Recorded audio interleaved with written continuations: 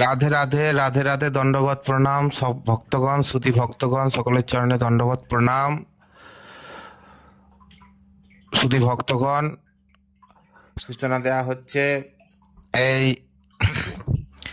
গোবিন্দ লীলামৃত রস 12 সংখ্যক পাঠটা।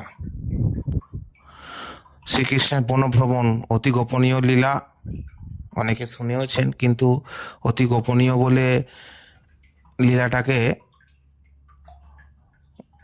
প্রাইভেটে রাখা হয়েছে, আনলিস্টেড করা হয়েছে। যারা যারা এটা শুনতে চান আমাকে একটু ফোন করে নেবেন, পার্টটা আমি তাদের মোবাইলে লিংক পাঠিয়ে দেবো হোয়াটসঅ্যাপে। অলৌকিক লীলা এটা, বিশেষ লীলা। শ্রী গোবিন্দ কীভাবে গোচারণ করছেন, কীভাবে রাধারানীর সাথে মিলিত হচ্ছেন, অলৌকিক ব্যাপার। বনভ্রমণ গোবিন্দের, দ্বাদশ বনের ভ্রমণ ইত্যাদি। তো এই অলৌকিক লীলাটা কৃষ্ণ বলরামের যে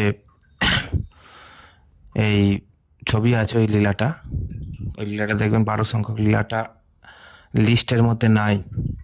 ওটা খুব গোপনীয় লীলা, ওই জন্য আমাকে বললে আমি পাঠিয়ে দেবো। সকলে কৃপা করে একটু আমাকে ফোন করে নেবেন, যারা যারা শুনছেন। কোনো অসুবিধা না, আমি সঙ্গে সঙ্গে হোয়াটসঅ্যাপে আপনাকে পাঠিয়ে দেবো। আর অন্য আরও লীলা যেগুলো প্রাইভেটে আছে সেগুলো পাঠিয়ে দেবো। গোপনীয় লীলা একটু প্রাইভেটে শোনাই ভালো, সর্বসমক্ষে না শোনাই ভালো।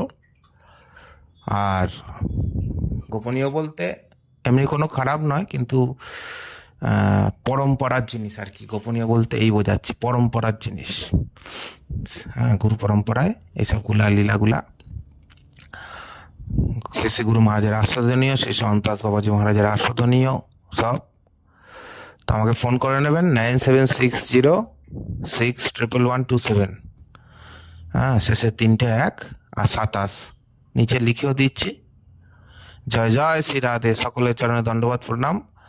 কেউ অপরাধ নেবেন না, কেউ ভয় লজ্জা পাবেন না, ফোন করে নেবেন। যারা লীলা স্মরণ করেন অবশ্যই ফোন করে নেবেন।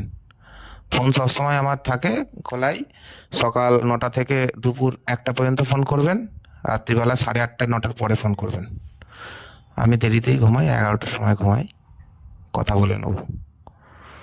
হ্যাঁ, কোনো কেউ লজ্জা ভয় পাবেন না, ফোন করে নেবেন। জয় জয় শ্রী রাধে, জয় জয় শ্রী রাধে।